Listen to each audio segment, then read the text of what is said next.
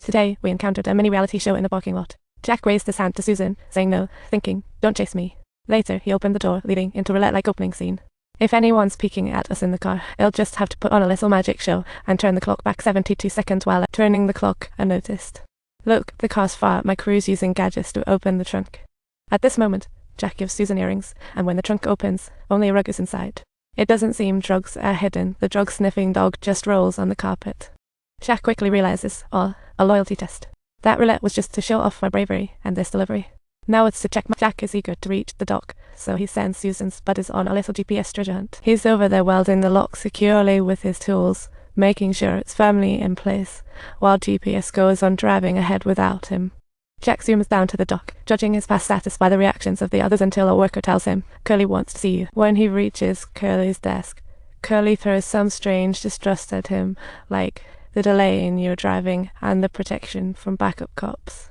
He mentions Jack's borrowed car has zero evidence of any steering wheel tampering, leaving Jack with his mouth agape, speechless. Jack's left with no other option but to go with the flow, while Curly continues on like he's hosting his own comedy show. To minimize the risk of being captured, Jack has to ensure Curly gets a proper nap. However, upon emerging, the security chief's impatience grows evident as he starts tapping his foot lightly, while simultaneously, a street punk intercepts an innocent little boy. He mocks the boy's ears, saying, what a hideous pair, while preparing to snatch his gift. Seeing three tough guys nearby, the boy just hands over his treasures. The punk, upon seeing what's in the bag, tosses it to the ground and starts stomping on it. Jack can't take it anymore and tells him to scram. But the punk has zero survival instincts and charges at Jack first. Little does he know, Jack's basically a superhero. He grabs a bat from a truck, only to have Jack snap it in half with one move. Welcome back to Jack the Detective, Season 3, Episode 3. Today's recap has surprises. Jack shows gentlemanly demeanor after defeating Curly. When he meets the impatient captain, he notices blood on his fist and casually rests his hand on the window. Looks like Jack is indeed a righty after all. He throws punches with his dominant hand. As Jack strolls to the kitchen and cleans up, he gets a call that Beck wants to see him. Big news coming. Beck suspects they kidnapped his child, but here's the hitch, they can't be contacted. Jack explains that these guys probably went ghost on them after their failed kidnapping, hiding out like it's a game of hide and seek.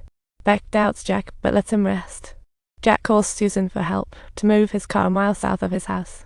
Lock the car, change clothes. Jack plots to dispose of Curly's body, and it's suddenly 3 a.m. from 9 p.m. Jack tiptoes to the seaside, leaving his clothes behind, and slyly swims like a little mermaid, while Susan's getting restless by the car. Little did she know she was in for a surprise tonight, thinking, totally worth it. Getting hungry, Susan asks Jack how he got so ripped, to which Jack replies briefly. Pulling up next to the dock, he and Susan just casually climb over the barbed wire, easy peasy and hilariously casual. Pause and check Jack's shirt with free range. Nothing odd. He's in Curly's office now. After Susan gives the lowdown, she shows off her learning by doing style and jumps straight into resetting Curly's computer password. Susan asks Jack what they should do next, and Jack thinks they should thoroughly search the warehouse. Who knows? Maybe Susan's informant is hiding in here. But after turning the warehouse upside down with zero finds, Jack finds Curly a cozy spot right in the nearby dumpster. After laying Curly to rest, Jack grabs his handy-dandy pistol just in case. Back to finishing up the remaining clean-up operations, however. Unfortunately, good fortune doesn't always favor Jack, and precisely at this moment, a truck roars into the warehouse. Jack recognizes it as the truck he drove yesterday. Well, he guesses it's time to play Who's Asking for Trouble here. To the truck driver, he says, drop the gun.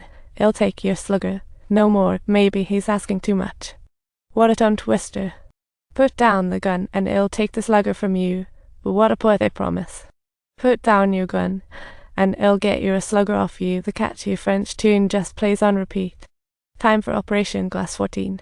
After handling the body, Susan takes Jack back to the street, the vibes tense. Susan may be quiet, but her eyes sparkle. Seriously, who can resist that figure? Jack also needs to cool down by the sea and finds a hiding spot to stash Curly's gun. When Jack returns, he finds Beck and the gang super anxious, as Beck exclaims, if today's business flops, we're all going to be in hot water. Clearly, Beck and the crew are gearing up for a show, but Jack's left pondering what exactly is being showcased. But Beck's not buying it, only sending Jack off to take the boy shopping in town, and thus Jack's left helplessly compliant. Grateful for Jack saving his life, the boy spills some tea. 5 years ago I was kidnapped once. The kidnappers even chopped off my ear and stuffed it in an envelope to blackmail Beck into selling drugs, masterminded by none other than Francis McCabe. And the one who snipped my ear was the big guy at the door. In town, they visit a gift shop to pick out a present for Beck's 50th birthday. He browses carefully and finally picks a toy gun, remembering Beck mentioned it was his favorite toy growing up. After inquiries, the boy leads Jack here. Jack excuses himself to the restroom, updating Susan.